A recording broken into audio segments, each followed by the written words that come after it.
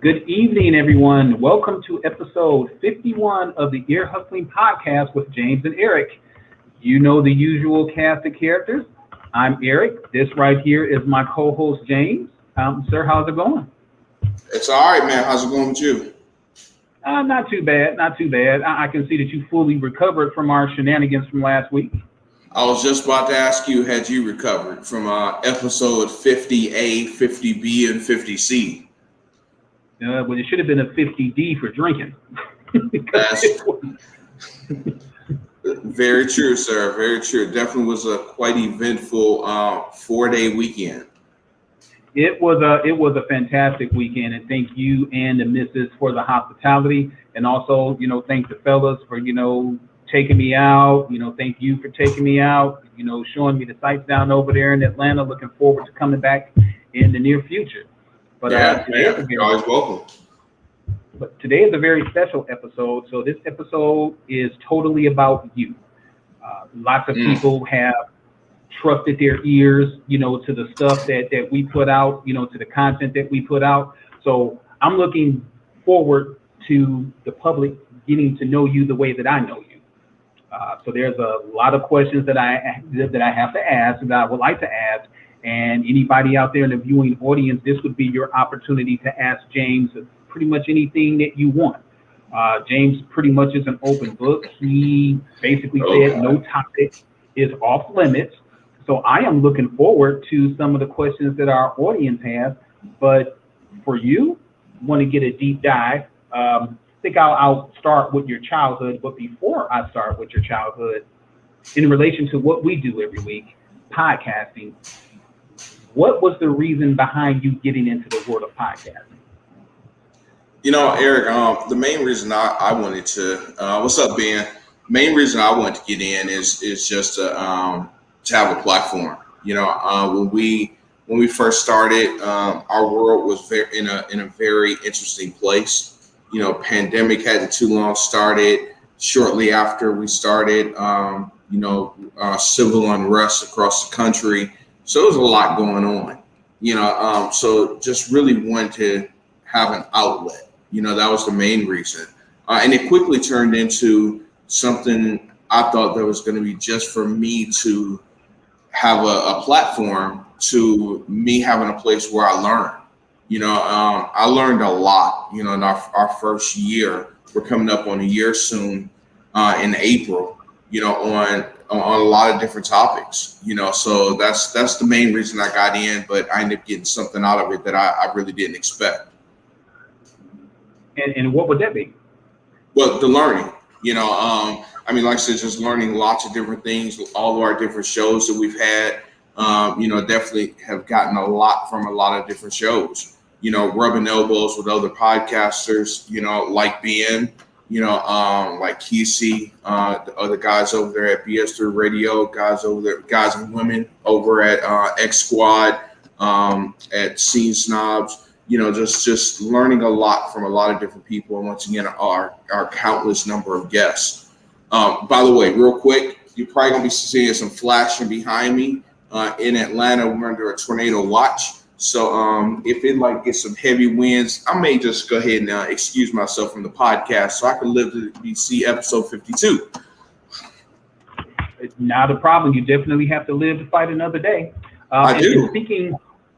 And speaking of, BS3 Radio and Scene Snobs and X Squad, we do want to let everybody know that we are available on all three of those platforms.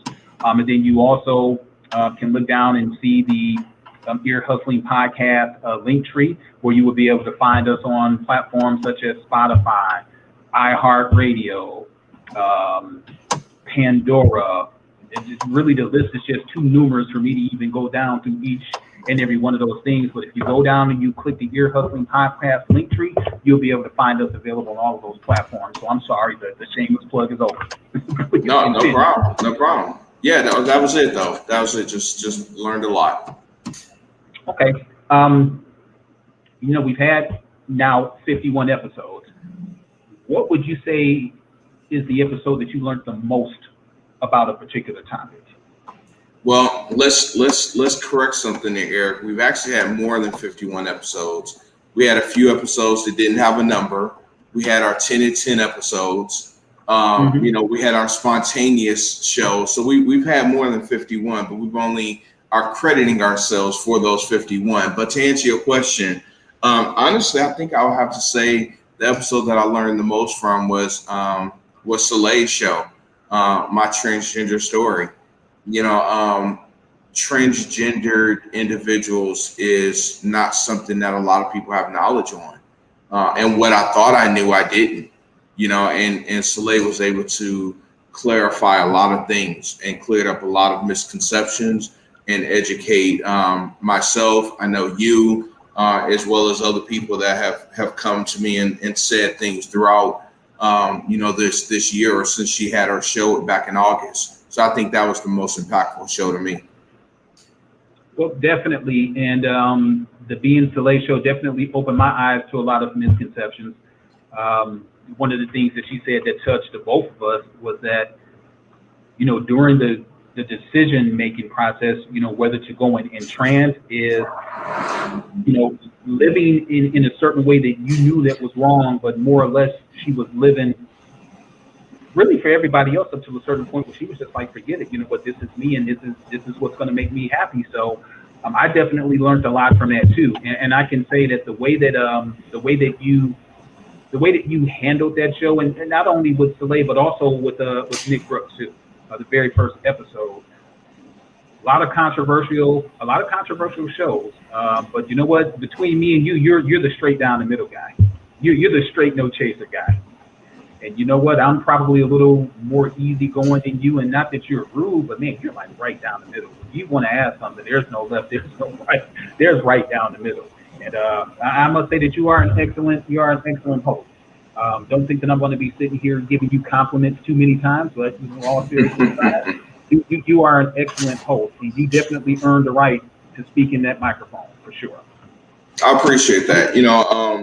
Ben said something similar to me before about just being direct with my questions. And honestly, man, we've known each other for a long time, and there's a part of me that you kind of caught the tail end of. I was, believe it or not, and my wife struggled with this one.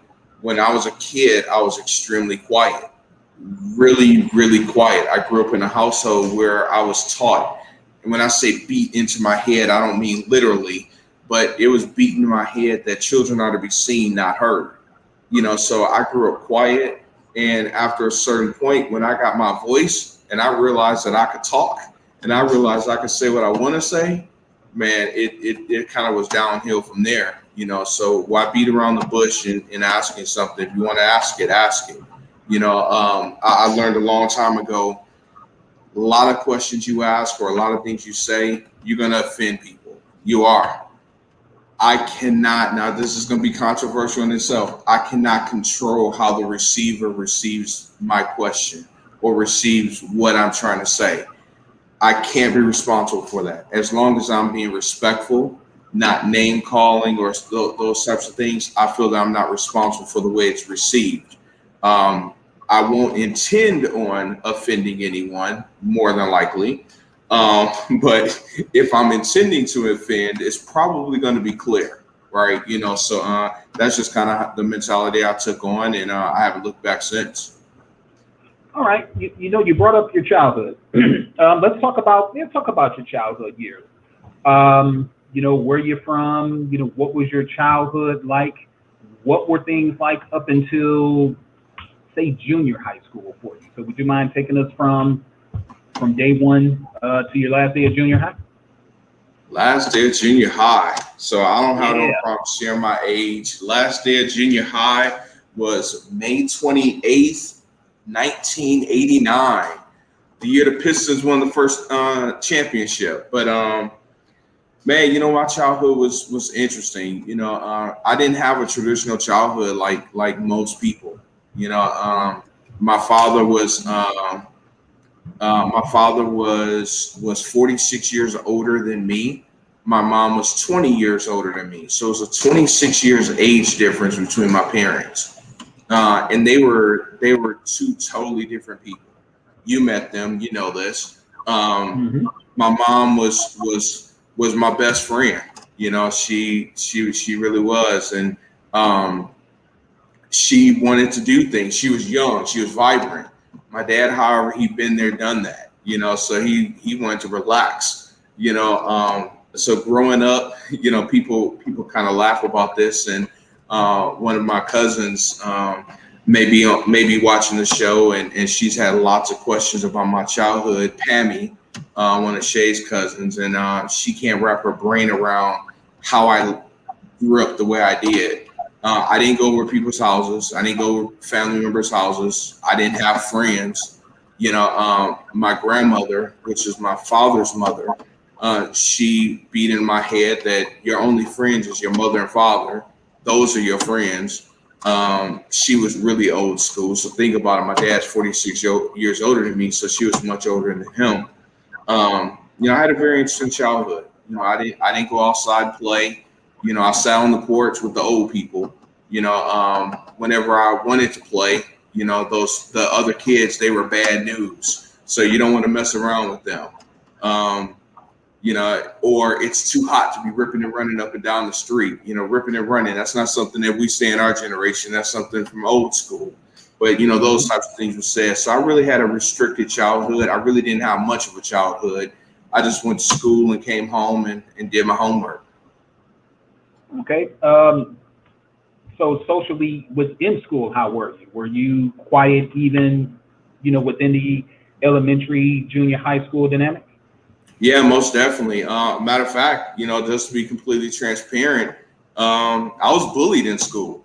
We didn't call it bullying back then. Whatever I was teased. I was fat. I've always been a big boy. My mom was very present. I grew up in the city of Detroit. You asked where did I grow up? So I grew up in the city of Detroit, predominantly black city. I went to an all black school. So people saw my mom, so they called me little white boy. I was the only quote unquote white boy in the school, so I was the fat white kid. So that's who I was to a lot of people. And, if I got into a fight, which I did fairly often, it depends on what the reason the fight was, if I was going to get in trouble at home. So I had to be careful on that. I had to make sure I was defending myself, not instigating the fight, and words wasn't enough. Fat white boy didn't give me cause to go and bust someone upside the head, according to my father, so it had to be more to it than that. I had to be punched first in order for me to not get in trouble with him.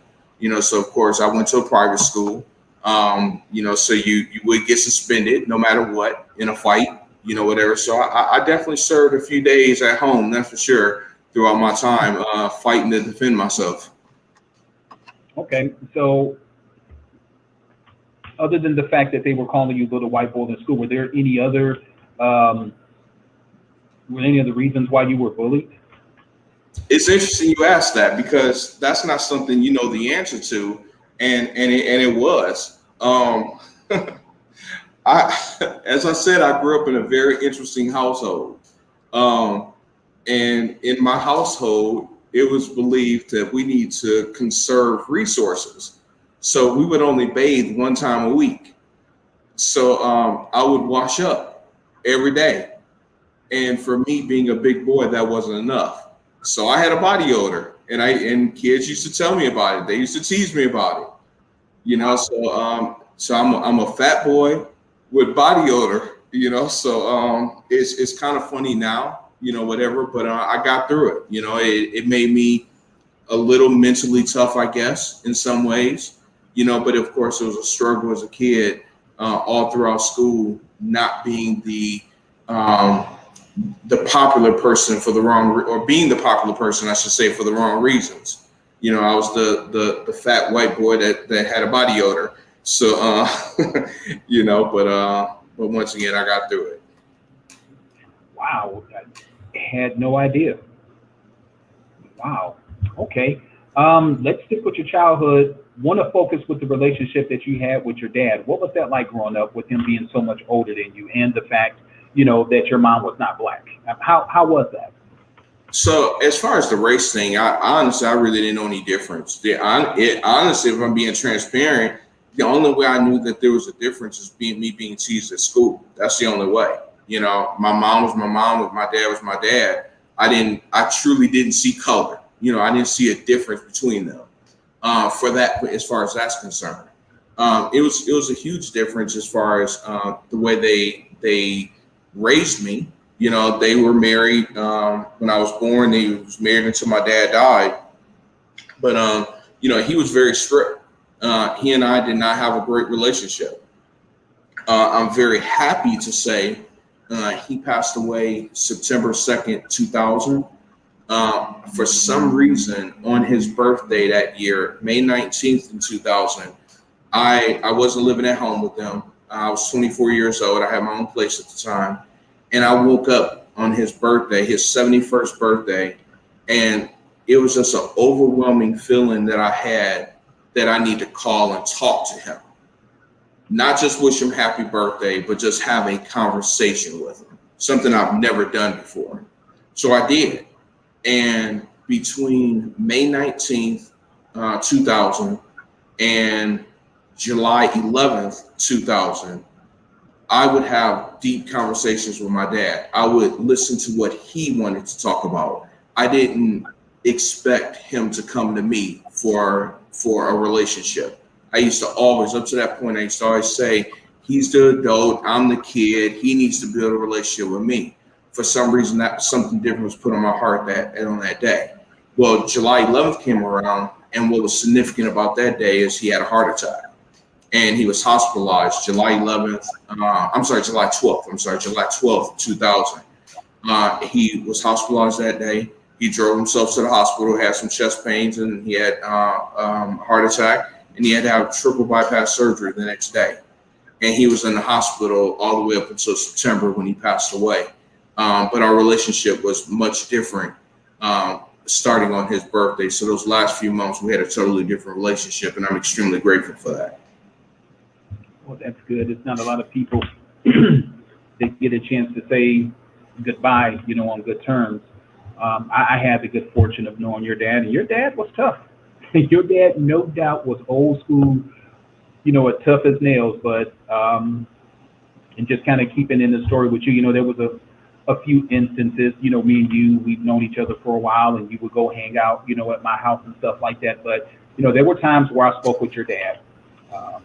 And your dad really did love you. He just had really a hard way of expressing it. Us old tourist men, we're just not the warm and fuzzy type.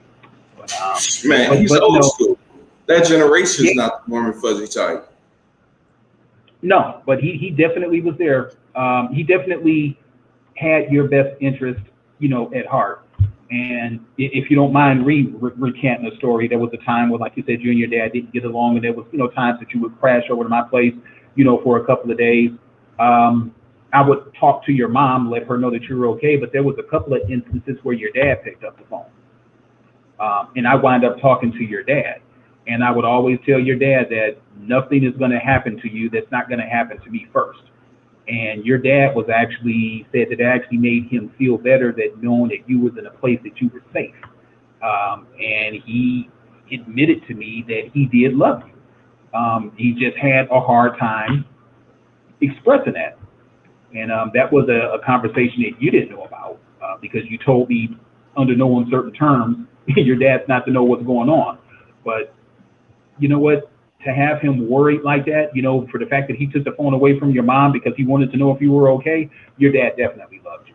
And you know what? I'm glad that you guys had a chance to mend some fences before he passed away.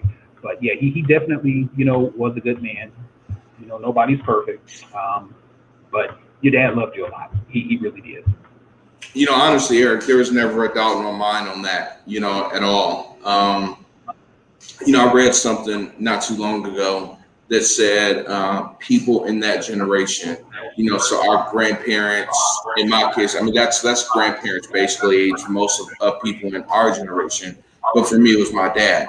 But for people in that generation, born in the 20s, 30s, and that range, their way of saying I love you is not saying I love you. It's what do you want to eat? You better put a coat on before you leave and go outside. Be safe. Look both ways before you cross the street. That's their way of saying that I love you. And that's very true. I think about all the people in that generation, and that's exactly it. I talked to his sister, Aunt Shirley, now, and she, baby, you eating? Because most people know, of course, my mom passed away. She asked me those types of questions. She'll say stuff like, she'll ask about my wife. She'll ask about my wife by name.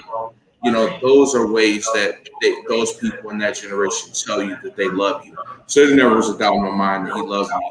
I didn't have any needs. I had wants, but I didn't have any needs. He put food on my table every single night. He put a roof over my head every single day. I never went without heat. I never went without electricity. We didn't have AC, but that's a whole nother story. But he took care of me. He did the necessities. So I've never once questioned his love for me at all. All right. Well, that's good. Let's talk about your sister. Which one? So, which one? As far as I knew, you just have the one sister. You have more than one sister? Yeah. So by the way, Shay just said one of us have a noise in the background. I do hear some feedback. I'm not sure who it's coming from. Okay. So it may be me. So I'm going to go ahead and mute myself, and you go ahead. All right. So that's much better. So my father, once again, being much older than me, he had a previous marriage, and he had a daughter and a son in his first marriage, Diane and Junior, and he adopted another boy. So the woman that he married, she had a son from a previous relationship, Michael. So he adopted her, and adopted him. So he had 3 children. Michael died in 1984 from leukemia. He was young. He was an adult, but he was young. Both my brother and sister that I just spoke of, they were old enough to be my parents. So that was always interesting. But growing up throughout life, my mom would always tell me that I had another sister that I didn't know anything about. And all she told me was her name was Sharon. That's all I ever knew. So I always tell people, and it's true, growing up, I always was very scared to date anyone named Sharon. So I'm like, hell, that might be my sister. So I had to be fearful of that because I didn't know any last name. I didn't know anything different. My father never really spoke of anything. He was a man of few words. So I'm not sure if you're speaking of Diane or Sharon. I'm assuming you're speaking of Sharon because you've met her on the podcast. But Diane passed away in the early 2000s. No, it's not true. We moved in Georgia in 2006. So probably around 2008, 2009, Diane passed away. But I forget your question about my sister. What was your question? I'm sorry. Well, I knew about Sharon, but first of all, is my audio okay? You sound very far away. Okay, I'm sorry. Is my audio okay? Yeah, there you go. Perfect. Okay, so no echoes in the background? Nope, we're good. Okay, perfect. All right, thank you. So no, I was actually speaking about Sharon. I actually didn't know about Diane either. So we'll go ahead and we'll start with Sharon, but I do want to go back to Diane to find out what your relationship was like with her, if there was any relationship. But I do know that recently you and Sharon found each other. So would you kind of go into how that came about? Yeah. So so I used to ask my mom quite often, questions about Sharon, especially after my dad died. I couldn't really talk to him about it anyway, that he wasn't the talkative type once again. But I used to ask my mom about Sharon, last name,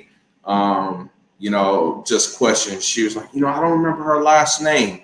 And she knew Sharon's mom. Her name was Jean. So she told me that. What's Jean's last name? I really don't remember. So finally, one day out of nowhere, Shay got really into genealogy, doing a lot of research on her family. And Shay was asking me questions about my family and about my sister. And I'm like, I don't know. I don't know her last name. And out of nowhere, I said, Mom, what was Sharon's last name? And without missing a beat, she said, Zine. And I'm like, I had the phone to my ear, talking to her, whatever. And I covered it up. I was like, Zine, to whisper to my wife. And Shay went over to Facebook and she typed in Sharon Zine, and guess who popped up? My sister. And of course, at that time, we really didn't know if it was her or not. But Shay was like, "No, this is her. Y'all look just alike." You know, so I sent her a message inbox, and we exchanged phone numbers. And the very first question she asked me was, "Did you have a grandmother, Maddie, that lived on Iroquois in Detroit?" And I said, "Yeah, that's where I grew up." We lived, for people in Detroit, know about 2-family flats. People outside Detroit just picture duplex on top of each other. That's a 2-family flat. My grandmother lived downstairs, which was my father's mother, and we lived upstairs.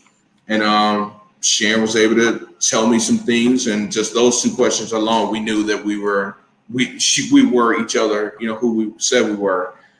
So that was basically it. And a couple months later, if that, we were able to meet over in Memphis. She lived in Oklahoma City. I was in Atlanta. My wife's friend our friend was getting married in Memphis. So it was like, "Why don't you meet us there?" And she was like, "All right." And so we did. Wow. Yeah, that's a pretty powerful story. Your sister, you said Diana? Diane, yep. Diane, okay, your sister Diane, you said she passed away in 2000? Yes, it was after 2000, it was like 2008, somewhere around there, 7, 8, somewhere around there. All right. So did you always have a relationship with Diane? Negative. Okay. It's funny. I'm reluctant to say this, but I'm open book, so it is what it is. Her and Junior James, I do struggle calling them my brother and sister. I do, just being honest, because I didn't have a relationship with them. The only time I really saw them was when they needed something from my dad. It is what it is. I saw them in 2000 when my father passed away, when our father passed away. I didn't see, we call him Junior. I didn't see him again until, so that was in 2000. I didn't see him again until 2019 when my mom passed away. Diane, I never saw her again after my father. So no, there was never really a relationship, between me and them. Okay. All right. Well, thank you for being so candid about that. I know that that couldn't be easy, but definitely want to thank you for your candor. Let's go into your high school years. Mm-hmm. Why don't you tell me what that was like? Because it seems like that's right around the time you were starting to come out of your quiet shell. No, still not. But I had a better experience in high school than I did in elementary and middle school. So I graduated in May of 1989 from middle school. And my mom took me to Detroit East Catholic to register me for school. And this was probably in June of 89. And I walked into the office with my mom and Shy.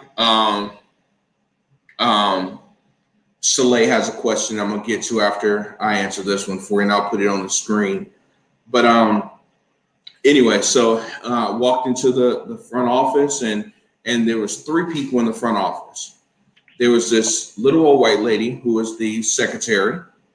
There was this older white man who was standing at the front desk with a whole bunch of keys around his neck.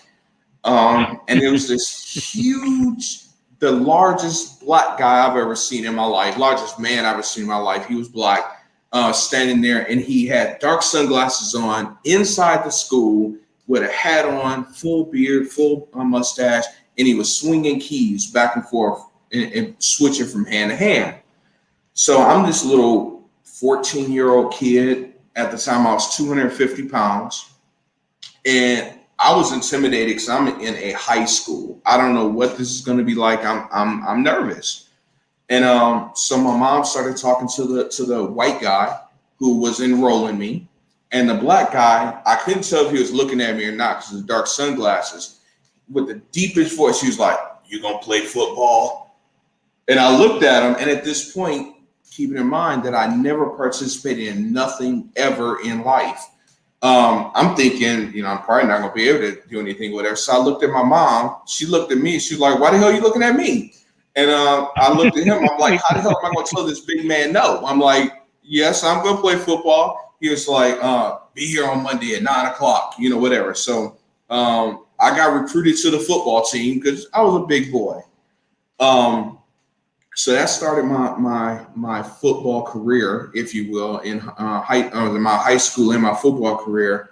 And the funny thing is, I got a chance to hang out with the football team all summer long. We were doing 2-a-days, so I really got a chance to get to know them, which made high school so much more enjoyable, as well as it made it so much easier because on the first day of school, all the other little freshmen, they were walking in, they were scared like I was that day I was registering, but I know the football team and I'm in with the football team. The school, of course, has something called Freshman Friday, where all the upperclassmen would literally jump freshmen. Not me. I was protected by the football team. So that was really cool. They could jump me, but no one else could. So I got my ass beat a few times by the upperclassmen as a freshman. It was part of the life. And also passed out a few ass whoopings too as I became an upperclassman. So my high school years was definitely better. I still was shy, but I didn't talk as much as I do now, nowhere near. But I definitely started coming out of my shell a little bit, but I still had to be careful. Okay. Did you do any other activities in high school? Oh, I'm sorry. You know what? Soleil had a question, so we'll go ahead and jump to Soleil's question. Why do you think your father was secretive about your siblings? Honestly, I don't know. I honestly don't know. I really don't know. He was a man of very few words. Soleil, I don't remember if he really had a chance to meet my dad or whatever, but he didn't say a whole heck of a lot. He didn't. He didn't even talk about Junior and Diane, but I knew of them because they came around, what have you. Sharon has, she's told me how things happened. I think she was like 3 or 4 the last time she saw our dad. So there's stories on why that happened, how that happened, and all that good stuff, whatever. But I really don't know. I wish I could answer that. So in the order of age of siblings, what's the order? Who's the oldest? Who's the youngest? So I'm not going to count Michael, not because he was adopted, just because I really don't know much about him and I don't know where he fell in the order. See, now this shows the kind of relationship I have with them too. I really don't know who's older between Junior and Diane. I think Junior is, but I'm not 100% certain. So I'm going to say Junior, Diane, Sharon, and then me. Okay. All right. We're going to go ahead back over to high school because I was interested to know, aside from football, were there any other activities that you took part in? Well, my football coach tried to make me run track, but I was a big, lazy kid, and I was allergic to 2 things. I was allergic to pain, and I was allergic to running. Running caused pain, so I didn't want no parts of running track. So he said he was less intimidating when I got to know him. So I wasn't scared of him, a couple weeks in or whatever practice.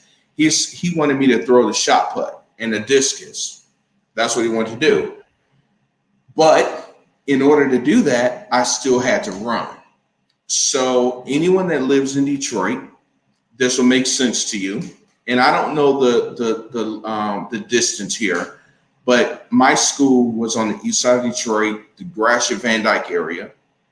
And track practice was us to run from East Catholic High School, so Gratiot Van Dyke, to Belle Isle, around Belle Isle, and back. And that was track practice. And even as a person to throw shot put and discus, I would have had to participate in that. So conveniently, I came up with so many different excuses on why I couldn't attend track practice because I ain't trying to do all that. Wow. Man, it's almost like running a marathon, bro. I don't know what it is, but I wasn't doing it. All right. Okay. All right. So you were a football player. What position did you play in football? Offensive and defensive line. The largest team we had was 24 kids, so we had to go both ways. My high school was the largest class. I mean, the largest student body we had was maybe 200. My senior class was 33, so the school was very small. Okay, all right. So what type of student were you? Would you consider yourself a scholar, average? Had your strengths, weaknesses? What kind of student were you? What kind of grades did you bring home? Well, I graduated 5th in my class, but 5th out of 35. You know, it is what it is. But I mean, I did pretty well, except for science. I hated science. But other than that, yeah, I was good. All right. Any dating in high school? Not at all. I was shy. I was scared of the girls, man. I was scared of the girls. I like people, but I wasn't confident enough to approach anyone. So yeah, Really? no, that wasn't until I met you. You got me out my shell. Man, please, you keep telling that story. Eventually, somebody will wind up believing it. Hey, it's true. It's true. But I mean, I ended up having a girlfriend after high school. You know, whatever. Someone I went to someone I went to elementary school with, middle school with, high school with. You know, we ended up dating or whatever. But I mean, that didn't last very long. Whatever, and I dated here or there afterwards. But I only have eyes for one person, and we know who that is. Yes, I do. That would be the lovely Shay Montgomery. That's right. But we're gonna get to Shay a little later. So she's the only one that won this prize. Well, exactly. And you know what? She got the grand prize. She hit the Powerball and the Mega Million at the same time. Exactly. Let's talk about after high school. So did you go to college immediately after high school? Any trade schools? What was the after high school life for you? Well, all right. So that's an interesting story. So kind of to paint a picture and elaborate a little bit more on my household. My father, he graduated high school. My mother did not go to high school. So the value of education really wasn't there post high school, meaning no one really encouraged me to do anything beyond that. But I was fortunate to get a full ride scholarship to Northwood University, half academic, half athletic. And Northwood University was in Midland, Michigan. And when I told my parents about it, they didn't like the idea. They didn't want me to leave. They wanted me to stay at home. So this was my first act of being a grown man. I decided I was going to go anyway. And I filled out my paperwork, doing everything I needed to do, and it was hidden at home and under my mattress. And one day I came home and from football practice, and senior year, of course. And my father was sitting in his chair like normal, and my mom was standing in the doorway, and I could just feel the energy like something ain't right. And my mom was like, "What's this?" And she flapped some paperwork at me, and I didn't know, but I had a feeling what it was. So of course I went to investigate, and I looked at the paperwork, and I'm thinking to myself, holy shit, how am I going to get out of this? And see, I wasn't like some of the kids nowadays. What were you doing in my room? Nah, I would not be here today to tell this story. But anyway, so I'm like, I told her what it was. And my parents, without missing a beat, and this is going to paint them out to sound like bad people, but they had their reasons to say what they did. They told me, since I wanted to be grown and to make my own decisions, that they were not going to be my parents any longer, and I can do what I want to do. For about the next week or so, they would not respond to me if I called them mom or dad. They only responded to me if I called them James or Angie. And I had to let them know that I would not go to Northwood University, that I would stay at home. So to answer your question, I chose to attend Wayne State. I did not go to Wayne State right after high school. I did not finish my first semester. I decided to drop out and start working full time. I felt that that was better for me. That I was going to take a break. My break ended up lasting about 20 years, and I went back to school and got my degree later on in life. Yeah, I do want to touch on that too, because the way that you got your degree, I find that so amazing. You know, how you went by getting your degree, and I think that it's a truly, honestly, like romantic sort of story. But we'll get into that a little bit later. So you go to Wayne State. You go ahead. You take your break. Is this right around the time that you and I met? Shortly after, because we met around 94, 95, somewhere around there. I want to say it was 95 when we met, but it was either 94 or 95. Yes. I graduated high school in 93. All right. So why don't you go ahead and walk everybody through how we met? Well, it's a auto parts store. It used to be in Detroit area called Murray's. It's now called O'Reilly's, I believe. Is that right, Eric? Yes, it is.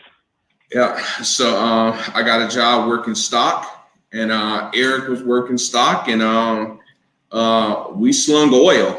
We did all the grunt work and cleaned floors and did all that fun stuff, and worked there maybe about a year together.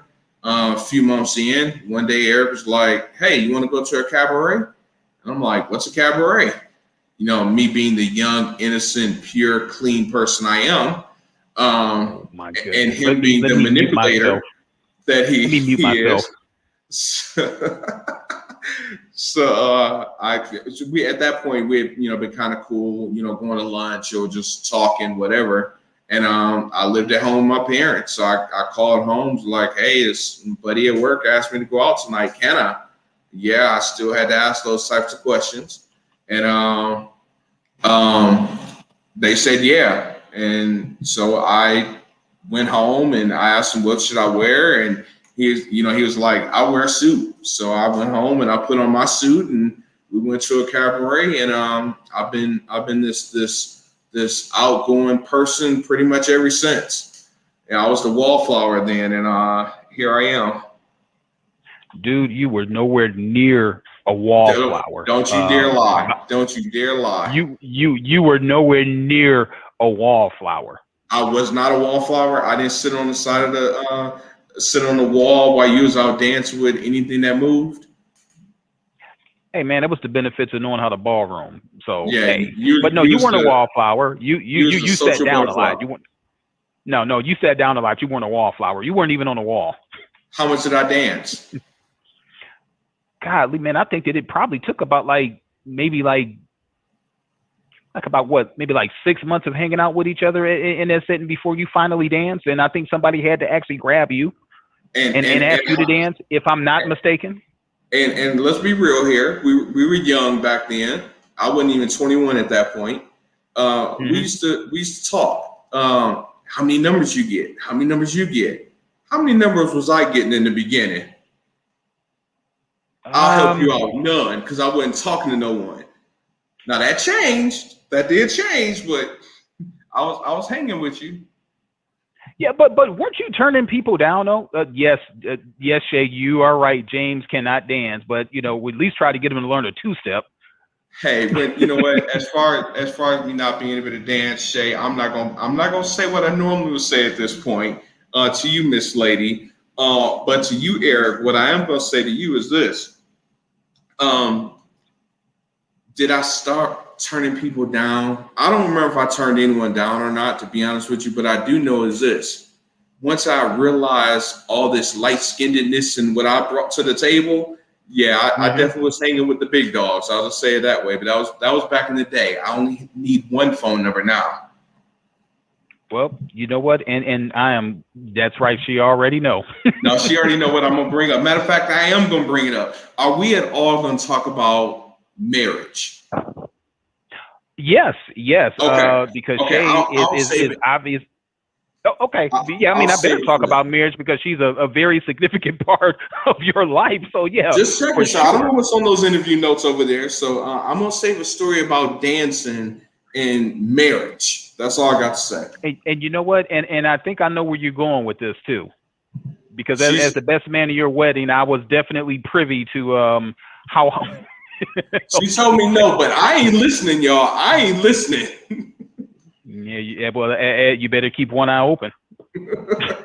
Okay, so we met right around in '95. So we just touched briefly on your work career. You don't have to really get into anything specific, but what was your what career wise and education wise? What was your motivation, first of all, to re-pursue your education and the career paths that you chose?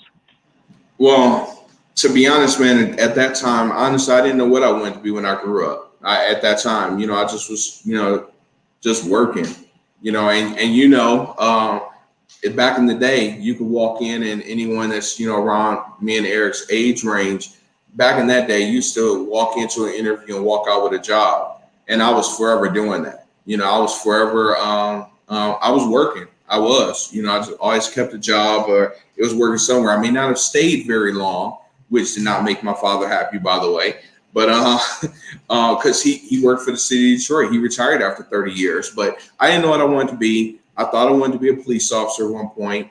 I was a volunteer police officer for a while, Detroit Police Reserves. Had some good experiences there. I chose not to go that route due to a tragic situation.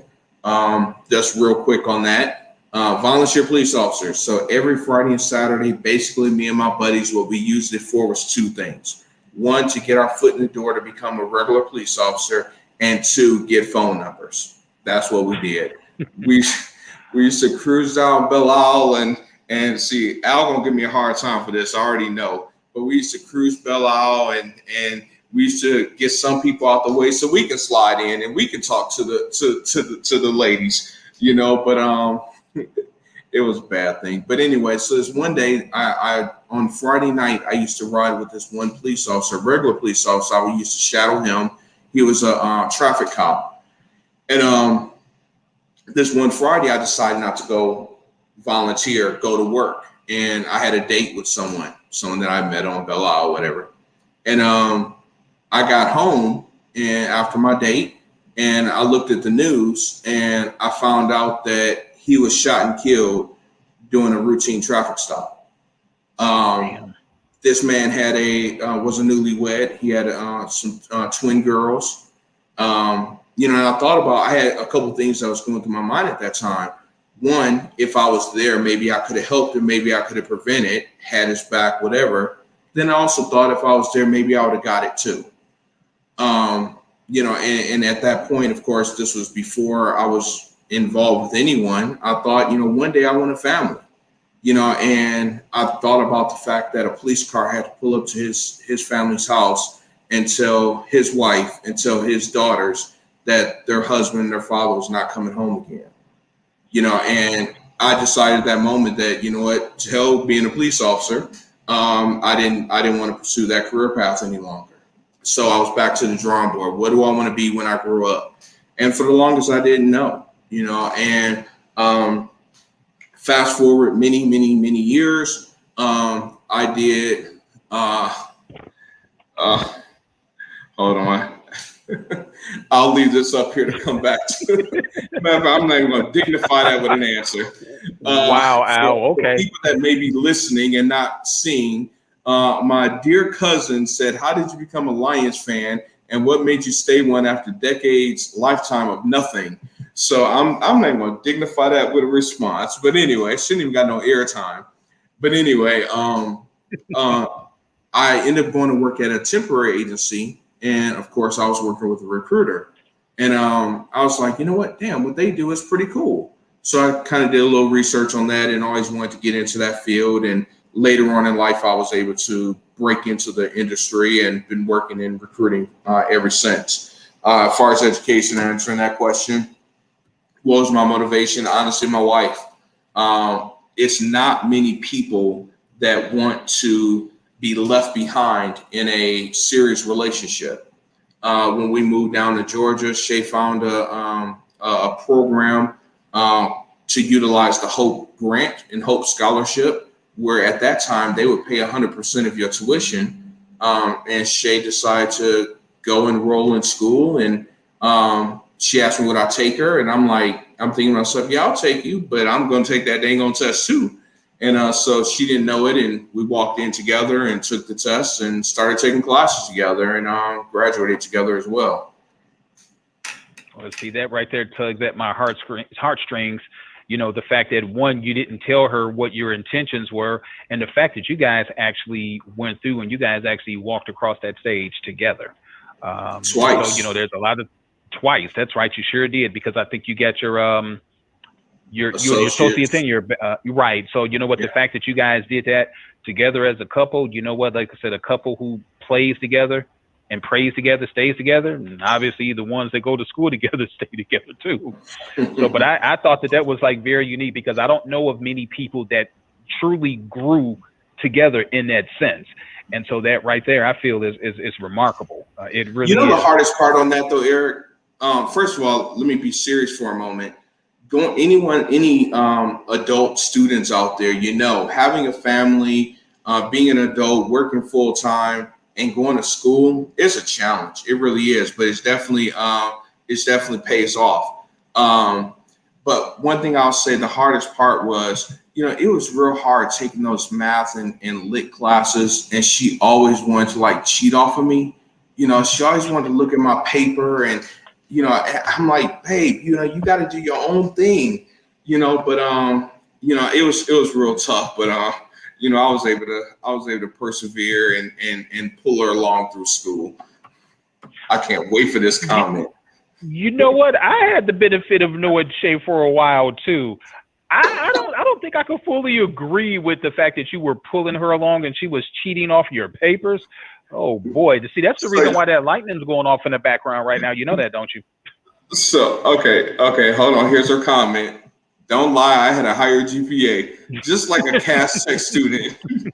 But you know what though? No, she did. But let me share something really quick about that. So our very first class together, and we pretty much had all of our classes together. I had to take a couple of classes that she didn't have to, because she had already had it when she was in school previously. But with our first class together, we had this one teacher. We turned in 2 papers. I turned my paper in, she turned hers in, whatever. And I got a higher grade than she did. She was mad as hell. Shay is super competitive. Anyone that don't know her know this. She is super competitive. She vowed, without telling me, I know she vowed, she had this conversation with herself that she was not going to let it happen again.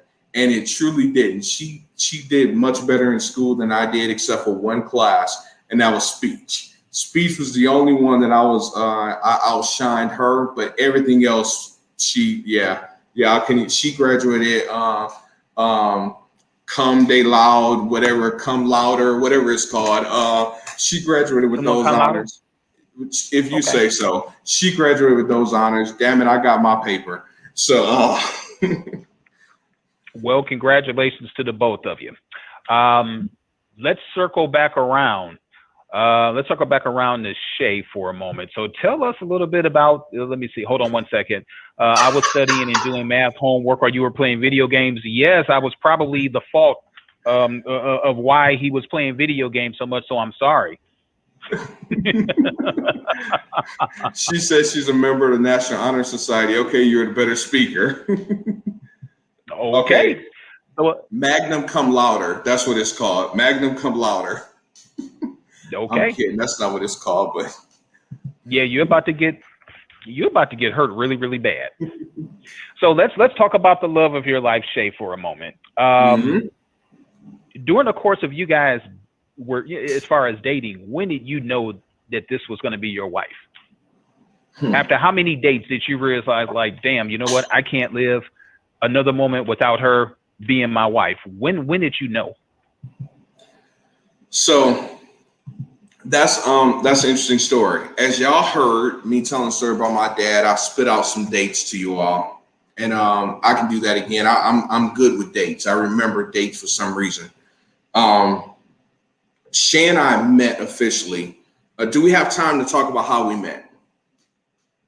You know what? I think that, yeah, I know the co-host of the show, so we can oh wow, as soon as I came to that door. Okay. We got as much time as you need, brother. Go ahead. So here's the story with that. So Shay and I met on a party line. All right. In the beginning, we told multiple stories. We met at a grocery store. We were like, we don't want everyone in our business that we met on a party line, but we met on a party line. And oh shit. When did you discover that you could play spades? All right, Johnny, I ain't dealing with you. I ain't dealing with you. Isn't it past our bedtime? I'm sorry. We met on the party line, and she and I met several times, talking over the phone several times. For some reason, we always kept bumping into each other on the party line. We would get off the line, we'll talk. Shay said we were ashamed.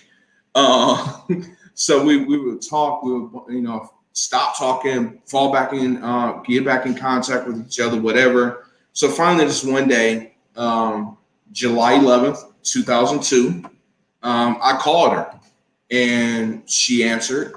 And I was like, why don't you come over? And at this point, we had never met. And she was like, okay. And Shay, I'm going to tell the real story. Don't worry, honey. I'm not going to do the fictitious lies that I normally do. Or should I, Eric? Anyway. You want to be right or you want to be happy? So she came over and we met July 11, 2002. That's when we laid eyes on each other for the first time. And we really didn't date. We really just more so hung out in my apartment, and just hung out, just enjoyed each other's company. We used to, that was the first season of American Idol, and we used to watch American Idol over the phone. We used to watch American Idol in person. We just chilled out. Exactly, Al, Blockbuster and chill. That's right. I actually had to go get a membership, but so that was it. July 11, 2002. September 13th, 2002, I proposed to her. And that time she said yes. And she is probably typing as we speak that I asked her to marry me before that. And she said no. But I was a persistent little something.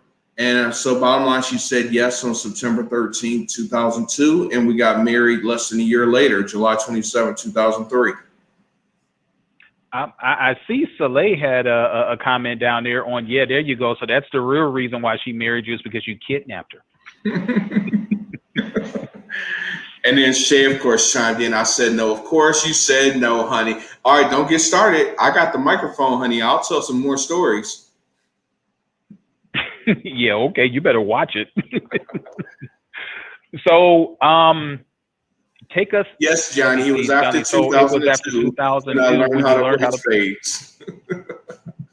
Wow. Okay. Well, you know what? We definitely are going to have to talk about the spades thing a little later. Maybe not on this episode. Yeah, boy. You know what? These Johnny come latelys. So let's stick to the topic, because I don't need both of us to get in trouble.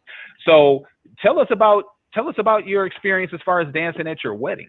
Now, as you pointed out, you're not a dancer. Thank you. So I am not a dancer. I cannot dance. I got it from my mama.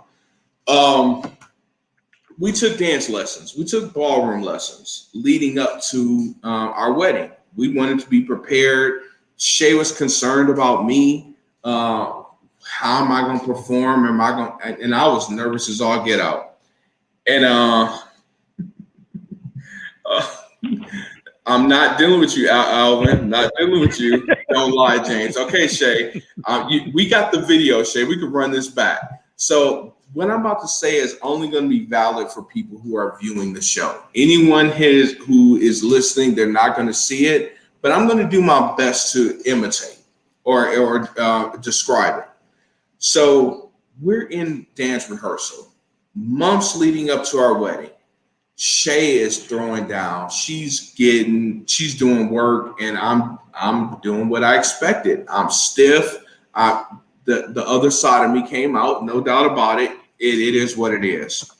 So our choreography was, we were gonna just two-step to start with, and then we're gonna break it down into a ballroom.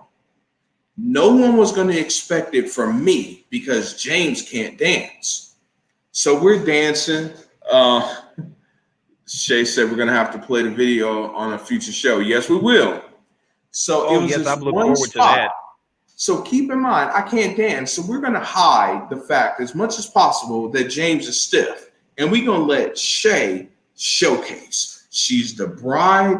She's the dancer. She's got it. So it's this one spot where I stop and I stand still, and she's going to do this sexy walk around me. She's going to make a full circle around me. In rehearsal, she was knocking it out the park. When the lights came on at the rehearsal, that nigga became a robot. She was, I mean, I heard bones cracking. I heard bones grinding. I think it was her teeth chattering. I don't know what it was, but she did not have any swag whatsoever. And I'm looking at her like, what the hell? This is not the same person. I was loose in the dance. She wasn't, at least I felt loose. She wasn't. She was stiff as hell, man. So she can talk about me not being able to dance all she wants. But that little freaking robot was not part of the choreography. Wow. How long you been married? 17 years. It'll be 18 this year. Yeah, if you don't survive the beating that you're going to get after the show.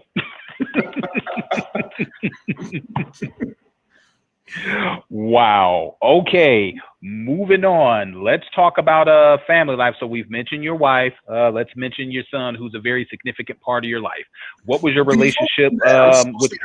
I'm so sorry. Before we do that, I just want to point out, Johnny just chimed in, laughing. Mm-hmm. You remember Johnny from the wedding. You guys walked down the aisle together. That was really nice. You were my best man. She was the maid of honor. We've got a nice little picture. We should show that one day, of all four of us and other people in the wedding. I just wanted to say that. Go ahead. Say, Heaven said, I know you didn't call my grandma still. Ooh. Yeah, Heaven, she was extremely stiff, at least in that performance. And Alvin, the last playoff game was 2 years before I graduated. Thank you. Moving along. You know what? Alvin's going to have to appear on a Lion show. We're going to need to talk some football. So yeah, we're going to have to get Al on a football show. So we already know what side of the fence Al is on. So I'm pretty sure that that's going to be very entertaining. But did you have anything else that you wanted to add before we move on to your son? No. Let's go. Okay. So Princeton, excellent young man, doing very well for himself. What's your relationship like with your son, and how did your relationship with your dad impact the relationship you have with him? Good question. How's our relationship? Our relationship is great. Our relationship is really great. We've had some real heart to-heart conversations, especially as he's gotten older. It's definitely a great relationship. I'm not one of those guys, this is something you and I have in common. You inherited some children as well when you got with your ex-wife, mother of your children. I inherited Princeton. When I met Shay, Princeton just turned 6 years old. So I've been in his life for a very long time, and I've never once called him my stepson. I never have. That word step doesn't exist in my vocabulary, with him. So we have a really great relationship. I've been there with him through all of his major events in his life, and definitely proud of that young man. All right, sweet. Yep. So I, remember being up here, and then of course when I come down and visit you down over in Georgia numerous times. Yeah, you've definitely have been there for all of the major events. And he is a remarkable young man, for what it's worth, Princeton, if you're watching, I'm proud of all of your accomplishments too. But he's working, so he's not watching. Well, he may watch it, but did your parenting style, how can I put the question? Given the fact that you had a challenging relationship with your dad during your early years, did that influence your parenting style with Princeton? That's a hard question for me to answer. I'll say this. Going into it, and just growing up and becoming an adult and thinking about what kind of father will I be, I did used to think I don't want to be like my dad, just to be honest, when it came to the relationship side of things. I did feel that way. Did I do that? Honestly, I don't know. I think, I'll be honest, I think in some ways that I parented the way I was parented in some ways, but in many ways I didn't, as well. I don't feel that I was too tough on Princeton.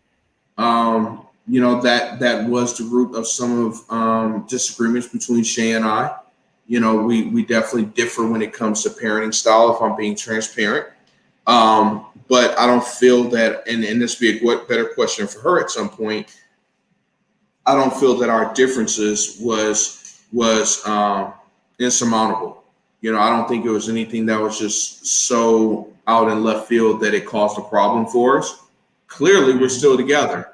So once again, I always felt like I had his best interest in mind, and that made me kind of stop and think about my father in the sense of, is that what he felt too? And unfortunately it was, there's a comment, Shay, what you mean? But definitely have to say what you mean. Unfortunately, he's not here for me to ask him that question. Was he just being an asshole, or did he feel like he had my best interest in mind and he was going after that? And if you, in my opinion, if you're dealing with someone who feels that they have your best interest in mind and they're not really trying to be malice, how can you dispute that? For Pete's sake, how can you dispute that? Right on cue, Shay. How can you? You know what? It's all about the GNL. But we'll say that conversation for off camera. Sounds good. All right. Well, thank you for your insight. I know that we're a little bit past an hour, but there's two more things that I want to ask you. You and your wife ran a football league. What was that experience like? Man, we ran a football league, we ran a football team, and we ran referees. So when it came to sports, yeah, we kind of did a lot. That experience was awesome. It was challenging, as well. As far as the team is concerned, just it is what it is. We put a lot of time, money, into it. A lot of the guys were playing for various reasons. Oh, here we go. A lot of the guys were playing for various reasons. What's up, Gary? Gary said hashtag charge up. Our team name was the Georgia Chargers. Some guys played as a hobby. They love the game. They don't want to give it up. Kind of like, I guess you and I bowling. We love bowling. It's a hobby. Some guys played because maybe it kept them out of jail. They want to hit someone. They want to get some aggression out, and this is a good legal way to do it. Some guys play because they really want to get to the next level. So there's various reasons why guys play. My biggest problem came, I love the guys who wanted to get to the next level. I didn't mind the guys who was trying to stay out of trouble. I didn't mind the guys who was trying to play as a hobby. Our biggest problem came in when they wanted you to pay for their hobby. So that's where the biggest problem came into play. But it was dealing with a lot of personalities. We had a really large team. Gary's on, he can tell you, 2 years that he played with us, 2 of our 3 years, we had 50 plus men on our roster, which is unheard of at that level of play. I just talked to one of our old players yesterday, as a matter of fact. He applied to my company. He didn't know where I worked, and I'm not saying where I work, but he applied for the company, and I saw his name. I'm like, I think I know this guy. And I called him and, had a professional conversation with him. And then I asked him, I was like, is this who I think it is? And he was like, yeah, how do you know me? And I was like, this is who I am. James Montgomery, Georgia Chargers. He was like, oh, man. He was like, we were just talking about you the other day, talking about your organization was the best organization that we've ever played on. And to hear those words from some guys, I mean, that means a lot. Gary has said, there's two teams that really stick out in his mind when he thinks about his playing career. Our team is one of them. Shay and I went above and beyond. We used to cook for the guys, cooking for a football team. Yeah, that was expensive. So we went above and beyond. At the time, I can't speak on what the guys are doing now in semi-pro. We used to play at a specific high school, and we used to practice there as well. And you have other teams saying, we got to jump a fence to get to practice, because they're not supposed to be on the field. So we really took care of our organization, and we felt great about it. It was a lot of hard work, though. We didn't have enough time for ourselves. So traveling and being the empty nesters, we didn't have a chance to really experience that. So, that's one of the main reasons why we moved on. Okay. Did you guys come close to winning the championship, or did you win a championship? We played in the championship our second year. We made the playoffs all 3 years. The second year we made it to the championship, and we lost. We lost narrowly in the championship game. We lost to our rivals, and it was heartbreaking to hand that trophy over to our rival team. But it is what it is. You can't win them all. Well, it was a unique experience where, Shay has always been there to support you, and you've always been there to support Shay, regardless of how you may have felt about the venture. Sometimes you have to kind of take a look at things through some other people's eyes. And I know that Shay is a busy person and you're a busy person, but because you had that passion, to do that, she was right there with you. Oh, man, no doubt. Right there with you. Yeah, and no doubt. Right, she was an integral part of that organization. Yeah, she's an intricate part of the Ear Hustling podcast, too, as our executive producer. So she definitely does a lot of behind the scenes work to make sure that you and I don't look like buffoons. And that takes a lot of work. It does. Believe you me. But thank you for sharing that. One final thing that I want to share with you, serious topic. You are very, very candid about mental health. Mm-hmm. So, with all of the, unique struggles and stuff that you went through, how is your mental health? How are things going with you? Yeah, this is something that I really don't shy away from. We did a episode, I forget what number it was, on mental health, where we had a panel of people talking about mental health. And prior to that, I did a 10-minute segment just talking about my own journey. So I definitely encourage anyone to go back and look at that 10 at 10. Shay, if you can grab that information and put it in the comments as far as what episode it is, I appreciate it if you can. If not, we'll do it after the show. I played something for Shay earlier, and I let you listen to it as well. From TikTok. Anyone that's on TikTok, search for All Right. And it's this man giving a 1-minute conversation about men saying they're all right. When a man says that he's all right, he's really not all right. He's struggling. And I have my days. I do. I have my days, where it's hard to put the left foot forward, followed by the right, but Shay is and I'm not just saying this because she's listening. I've said this to you off camera, many a times. Shay's my reason. She's my purpose. She really is. I was in a very dark place several times in my life. Most recently when my mom passed away in 2019. And it's hard. It really is. Life, you know, I'll say a few things. Life doesn't come with a manual. You know, it doesn't tell you how to handle things, how to process things. I lost my father at a young age, you know, so I didn't have, I was too young to really appreciate any lessons that he was trying to give me, you know, and by the time I became of age where I needed those lessons, I had to just rely on my memory, you know, so it's definitely some things that I probably lacked throughout life. I didn't get that I had to learn the hard way, you know, so life's hard, man. Life's hard. And anyone out there that struggles with mental health, I'll tell you this, and this is going to get a little sticky. Talk. Find someone that you can talk to. And to be honest with you, this is really going to be crazy. I recommend probably someone you don't know. And here's the reason why. People you know, they're going to say the right things. People you know are going to tend to be the yes man in those situations. Everyone is going to tell you, bro, if you need me, I'm there for you. But are they? And that's a tough question, you know, because we all have our own lives, right? You know, things happen. Sometimes we let people down, not knowingly. Sometimes we let people down, not on purpose.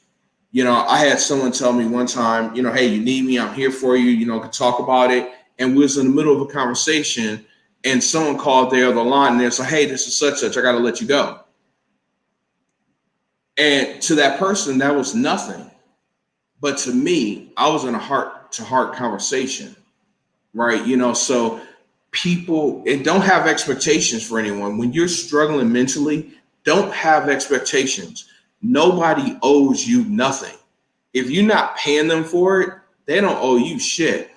So that's why I say get with someone that you don't know, utilize the support system of people you do know, but don't depend on that. You know, and I'm very fortunate because Shay is the one person without a doubt, no ifs, ands, or buts about it, will drop what she's doing to talk to me if I need her, without a doubt. You know, so if you can get yourself that ride or die, definitely lean on that, but still don't have expectations, because I'm a firm believer when you're struggling with mental health, everything that bad can happen will seem like it's happening to you. And there's always a way out. It always is. It's never as dark as it seems. But if you have a lot of L's that you're taking in that moment, it's going to seem like there's no way out. So definitely seek out help. Don't be too proud to talk to someone, because as far as we know, last thing I'll say, as far as we know, we only have one life. And why live it depressed? Why live it not being able to enjoy life with someone? Now, I'm saying that right now, and I'll be honest, these last few days has been tough for me. It truly has. So I need to practice what I preach. You know, I know the right answer, but when you're in the rut, when you're in that hole, you really can't hold on to that, and you really don't think about stuff like that. But hopefully these words can help somebody. I'm sure it is, and sure they did. I don't really think that I can ask another question after that. That was like a drop the mic moment, to be perfectly frank with you. This might cost so much money, I'm not dropping it. You know what, I understand, but not the literal drop the mic. But you know what you definitely said definitely is going to resonate to a lot of people. And it looks like Shay has it, the EHP 10 and 10 is episode 2, James' mental health story. So please go to the Ear Hustling podcast, take a look at our playlist, or you can also listen to it, you know, on our audio. Like I said, we do have the link tree that's scrolling down at the bottom where you can gain access to that episode, or you can go to our website to gain access, to that as well. So thank you very much, Shay, for looking that up. James, I don't have any more questions for you, and I think that, yep, we're good on the comment side. So it's been from our mouths to your ears. Forgive me for, you know, stealing your line, but yeah, we definitely appreciate you sharing your story with us. And you've got the last word, sir. Well, it doesn't look like I do. First off, man, I appreciate the wow. Oh, wow, BS3 look at the Radio love. put that link tree out. Scene Snobs put it out. XGAR Radio put it out for us. Thank you. And I was actually trying to copy and paste it as well, but it's out there. But Gary actually asked a very important question. And Okay. before we go, Eric, I know we're at an hour and 20 minutes. Gary asked, when's the next EHP Olympics? So You know anyone what? that, Oh, you know, oh no. real quick, I'm Please. sorry. No. You, no, what, Eric? No, what? What are you saying no to? Nothing. Go. I'm not saying anything else. Go. Before we go, I need to say one last thing and possibly do something. I don't know if I'm going to be able to find it quick enough and be able to do this, but I really don't you dare. Don't you dare. Don't you I dare. really hope I can. Friday, ladies and gentlemen, the last week in honor of our, please, Eric, share with people what went on and what we did and all this other stuff as far as what our plans were, all of that good fun stuff, please. I'm trying to do something. I just need a little. So in honor of our 50th episode, we didn't do just one episode, but we did a series of shorts. So when I first got to Atlanta on Wednesday, we did some shorts. We had the EHP Olympics on Friday. So what the EHP Olympics was, it was a series of events that involved a lot of drinking. One of the games was drink or dare. Do or drink. And you know what? Do or drink. We can actually stop right there. I'm ready to do something, sir. So yeah. Are you sure you want to just put folks on blast like that? This is on the EHP or Ear Hustling Podcast with James and Eric Facebook page. So here we go. Can you see my screen, sir? Yeah. Oh my God. Everybody, yes. So here we have Gary. Now, as you can see, Gary, when we first started, was fully clothed. Now we're going to take a look because apparently Gary has a background as a stripper.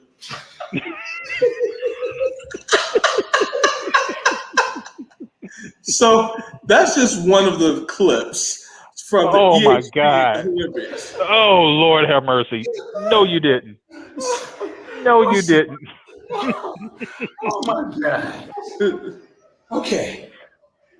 All right. So apparently Gary got scared because somebody came down the elevator. I didn't know. I didn't.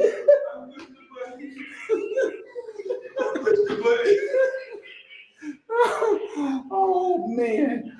All right. So apparently this challenge has been aborted due to lack of nerve. So what we're going to do is that we're going to see if we could just pick up a little bit later. So we're going to stop there. So this is what happened. So, oh yes, Gary, great idea, sir. Great idea. Let me see if I can find this. Great idea. Oh my God. All right. So, Eric, please continue on talking about the Olympics. So I think I know where you're probably going. I think I know which clip you're about to put up, but that's okay. So it's a series of like things that we were doing. It had like video game play involved. It had the drinking game involved. It had blackjack involved. We were supposed to play poker.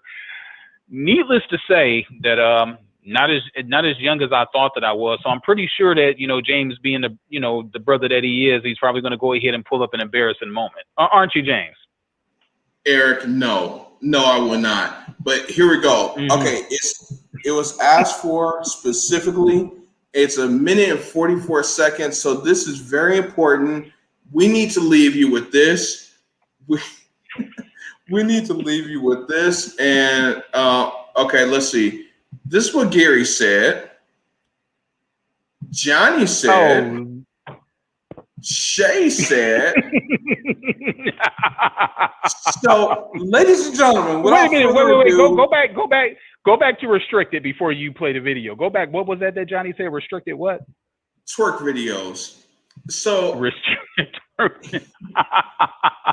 forgot about that one. Here's really what kind of it started. You're gonna say that it started because of me? Oh wow. Here we go, ladies and gentlemen. All right, everyone. Eric has drawn a black card, and the group has decided that he must wear Gary's jersey and twerk. So right now, Eric is looking at a video to see exactly how to twerk.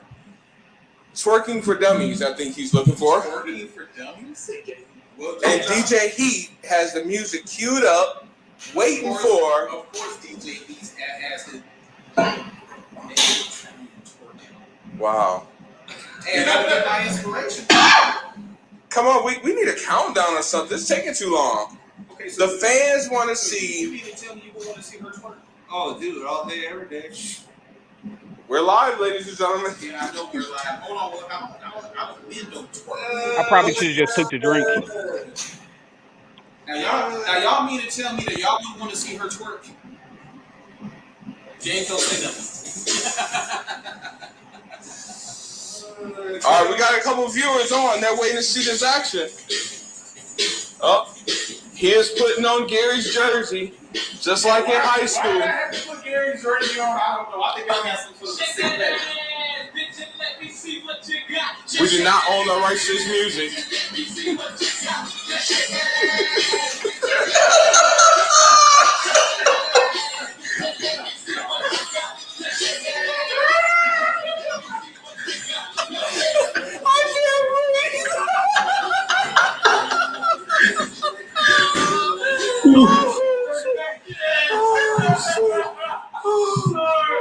All right. We'll leave it there. So that was Eric having to twerk. So EHP Olympics was a very interesting night, and I must say, Eric, that was just as funny sober as it was when I was drunk.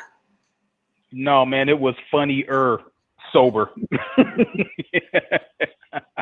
I enjoyed myself though. I really did. That was like one of the best times that I've probably had in the last like 20 years, man. That felt like a college frat party. It was insane. But anyway, so there's lots more videos. Go over to the Ear Hustling podcast with Eric and James, or James and Eric, whatever the page is called. I'm about to go have a drink, sir. You know what? I think I'm done with drinking after messing around with you. I think I still got alcohol in my system. Can we point out one thing before we go to? What's that? I lasted longer than you, and I drunk more than you. I just need to point that out any chance I have. You know what? I don't care. Well, one, I'm like, what, 5 or 6 years older than you, and I had got off of a plane. Okay, you got off of a plane on Wednesday, and that was Friday. You did not have jet lag after a 2-hour flight. I still got off of the plane. I know that flight was 4 hours and 17 minutes because I had to make a stop off in Nashville. So that flight time does not count as flight time. That's landing time. You were in the air for 2 hours. That was it. All right, Al. Well, hey, let me see. He said he need that recipe for them drinks that okay, no problem. I'll go. What was the name of that drink? What?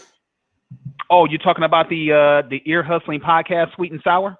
Yeah, you call it the EHP Sweet and Sour. Yeah, the EHP Sweet and Sour.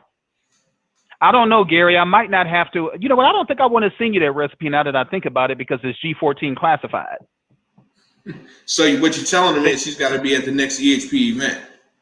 Yeah, exactly. You got to be at the next EHP event before Eric, the bartender, actually when I'm serving. So you know what? You'll get it. You'll get it the time that I'm down there. So that means I'm gonna have to make frequent trips. Come on, sir. It's a spare bedroom. All right. Hey, appreciate it. Hey, you know what? Staying in your house is like staying at a hotel. Hey, you know what? I agree. I agree. And the missus made a nice meal for us. That taco salad. Ooh. Oh, delicious, delicious. Boy, yeah. That Shay, thank you for taking very good care of me. Definitely appreciate the hospitality and looking forward to seeing you guys in the near future. Say what you mean, for Pete's sake. For Pete's sake, say what you mean. GNL. All right. All right, man. It was fun. Until next time. All right. You know what? Please go ahead and lead us out. I mean, I know that I said it, but I can't quite do it like you. You already did it, man. It can't go again. You already No, did it. I did it. No, that was the imitation. We need it from the original. Oh, hang on. One more shout out to Shay. I got a big belly that night, and thank you as well, Shay. Or Shishay. I don't know who Shishay is, but I think I that's don't know me, either. Okay. All right, everyone. You heard it from our mouths to your ears. Thanks for tuning in. Stay safe, America.